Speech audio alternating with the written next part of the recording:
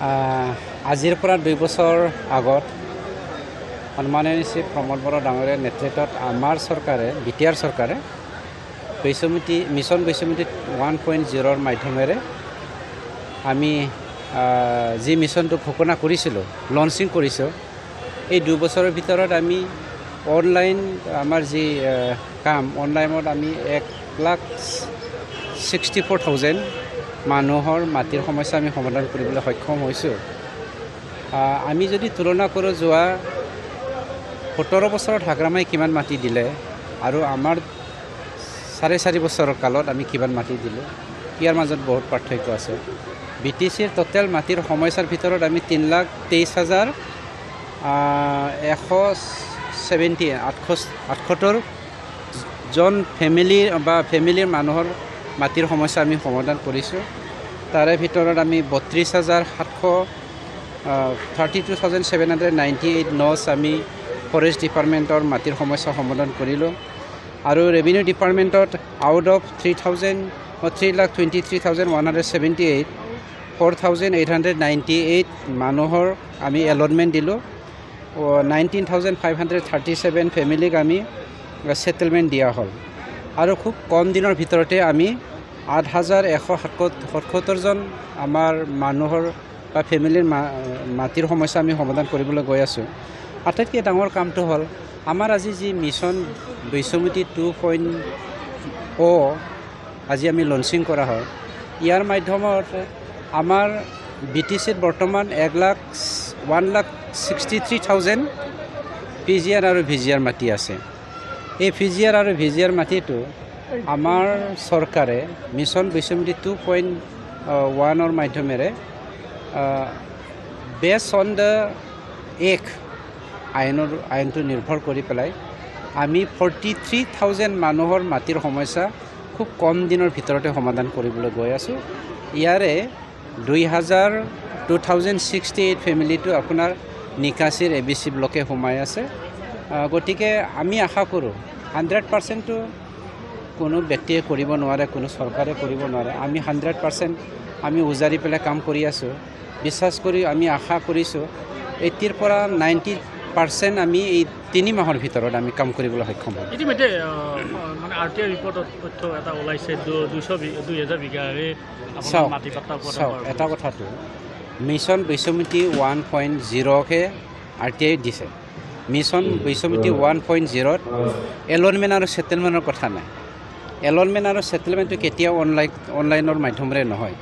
সেইবোৰ আমি mission বৈষম্যতি 1.0ত 13টা point ধৰি লওক বাই ইনহেৰিটেঞ্চ, আমাৰ ককাকৰ মাটিটো আমাৰ দেউতাকৰ নামত বা আমাৰ মোৰ নামত বা মোৰ ককায়ৰ নামত তেনেকৈ ট্ৰেন্সফাৰ কৰা হোৱা নাছিলে। 17 বছৰত হাগ্ৰামাই সেইবোৰ চেষ্টাই কৰা নাছিলে, যাৰ ফলত আমি ভূমিহীন হিচাপে তেনিয়ে মানে ঘূৰি থাকিব লগা হৈছিল বা আমাৰ যি গভমেণ্ট স্কিম আছে ইয়াৰ পৰা আমি বঞ্চিত হৈ গৈছিলোঁ। তেনেকুৱা আমাৰ বহুত 13টা পইণ্ট আছে। সেই 13টা পইণ্টকহে মিছন বৈষম্যতি 1.0ত সামৰি লোৱা হৈছে। গতিকে ইয়াত এলটমেণ্ট আৰু ছেটেলমেণ্টৰ কথা নাই। এলটমেণ্ট আৰু ছেটেলমেণ্টটো আপোনালোকক ক'লোঁ আমি এলটমেণ্ট দিছোঁ 4 বছৰত 4,898, ছেটেলমেণ্ট কৰিছোঁ 19,537, কিন্তু হাগ্ৰামাই 17,000ত মাত্ৰ 1,623 ফেমিলিকে মাটিৰ পাত্তা দিবলৈ সক্ষম হৈছে। পৰ্বতজোৰা যিটো সমস্যা চলি আছে, যিসকল 3,400 বিঘা মাটি যিসকলৰ ভূমি নাই, তেওঁলোকক এই ভূমি দিয়াৰ ব্যৱস্থা কৰিব লাগে। পৰ্বতজোৰাৰ ঘটনাৰ বিষয়ে আপোনালোকক মিছগাইড কৰিছে। পৰ্বতজোৰা অঞ্চলটো এনেকুৱা বৃহৎ অঞ্চল আৰু যি 3,400 বিঘা আমি যে অসম চৰকাৰৰ APDCLক এলটমেণ্ট দিছোঁ, অসম চৰকাৰে আদানীক লিজ দিবলৈ গৈ আছে, সেই 3,400 বিঘাত কোনো এজন ব্যক্তিৰে এবিঘা মাটিও তাত বা এডোখৰ মাটিও সকল মাটিও তাত নাযায়। সেইটো পিয়ৰলি গভমেণ্ট লেণ্ড। গতিকে কোনটো যুক্তিত আমাৰ অপজিশ্যনে সেই কামটো তেনেকৈ খেলি মেলি কৰিবলৈ গৈ আছে, আমি গ্ৰন্থটো পালোঁ পোৱাটো। এখনে গাঁও পাগলীজৰা পাৰ্ট 1, সেই পাগলীজৰা পাৰ্ট 1ৰ জনসাধাৰণক লৈ পেলাই তেওঁলোকে পলিটিক্স খেলিছে।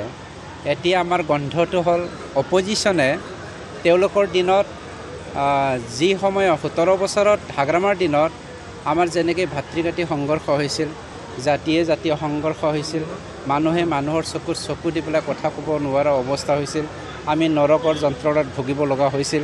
ইয়াৰ পৰা আমি মুক্ত পাবলৈ সক্ষম হৈছোঁ বা আমি প্ৰায়শ্চিত পাবলৈ সক্ষম হৈছোঁ। ইয়াকে হিংসা কৰি আজি পাগলীজৰা পাৰ্ট-1ৰ জনসাধাৰণক উচতাই পেলাই আমাৰ মাটি কাকো নিদিম বুলি যে কৈছে, ইয়াত এডোখৰ কাৰো বা এচকল মাটিও কাৰো নাযায়। কিন্তু কথাটো হ'ল তেওঁলোকে যে ইলেকশ্যন ওচৰ আহিছে, এতিয়া আমাৰ হাতত আমি তথ্য সহকাৰে মই এতিয়া ক'বলৈ নাযাওঁ, আপোনালোকে এটা ইংগিত দিবলৈ বিচাৰি আছোঁ।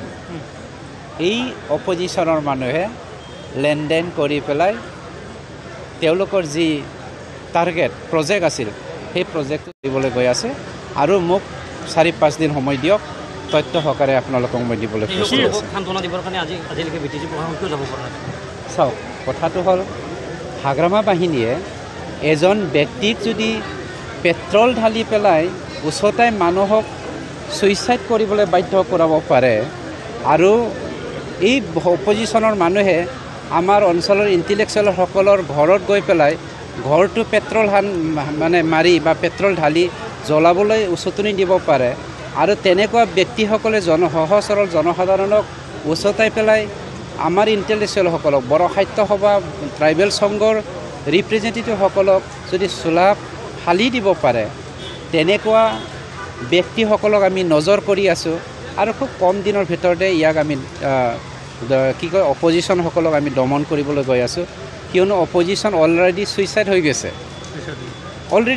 কিয়নো তেওঁলোকে উচতাইছে মানুহক পেট্ৰল ঢালি পেলাই ছুইচাইড কৰাবৰ কাৰণে।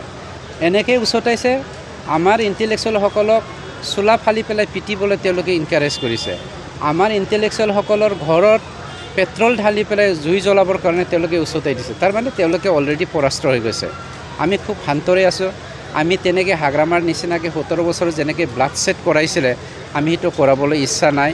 সকলো জাতি জনগোষ্ঠীক সামৰি পেলাই আমি শান্তিৰে বসবাস কৰিব বিচাৰিছোঁ আৰু এইটো শান্তি সমন্বয় অক্ষতাটো আজি বিকল্প ৰাস্তা মাত্ৰ সন্মানীয় শ্ৰী প্ৰমোদ বড়ো ডাঙৰীয়াৰ নেতৃত্বত UPPLকহে দেখিছে, বিকল্প ৰাস্তা আৰু কোনো নাই। বিজেপি আৰু হাগ্ৰামা মহিলাৰ বিলাপ্ৰীতি এটা জয়ন্ত মল্ল বৰুৱাৰ লগত এখন বৈঠক হৈছে। চাওক, কোনে কি বৈঠক হৈছে, কি হোৱা নাই, সেইটো আমি গুৰুত্ব দিয়া নাই। আমাৰ যি প্ৰিন্সিপল, আমাৰ যি আইডিঅ'লজি UPPL দলৰ, সেইটো হ'ল আগে পিছে হুৱে বাৱে কোন আছে সেইটো আমি নাযাওঁ। UPPL is UPPL।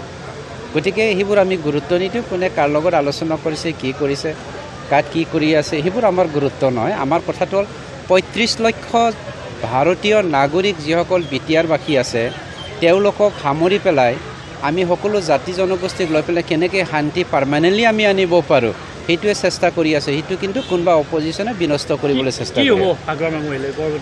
হাগ্ৰামা চাওক, হাগ্ৰামা এটা কাৰণত সি হাগ্ৰামা হিচাপে জীয়াই আছে। কাউন্সিল ইলেকশ্যনৰ পাছত 7জন হাগ্ৰামাৰ বাগা লিডাৰে UPPL দলত যোগদান হ'বলৈ গৈ আছে। MLA ইলেকশ্যনৰ আগত, MLA ইলেকশ্যনত কিন্তু আপোনালোকে ছাৰপ্ৰাইজ পাব। MLA ইলেকশ্যনত UPPL 21টা MLA জিকিব, কিন্তু 21টা MLA জিকিব UPPL। BPF কৈছে কি অক্সিজেনৰ বিজেপি অক্সিজেন লৈ UPPL ইয়াত জীয়াই আছে বুলি কৈছে। আৰে দাদা, আমিতো BJPৰ লগত এলায়েন্স কৰি পেলাই MCLA খেলা নাছিলোঁ, কাউন্সিল ইলেকশ্যন খেলা নাছিলোঁ। আমাৰ উদ্দেশ্যটো হ'ল আমি এলায়েন্স কৰিছিলোঁ তেতিয়া, আমাৰতো ফ্ৰী এলায়েন্স নহয়, ফ'ৰ্চ এলায়েন্স আছিলে তেতিয়াৰ সময়ত। এতিয়াৰ কথা মই ক'বলৈ যোৱা নাই।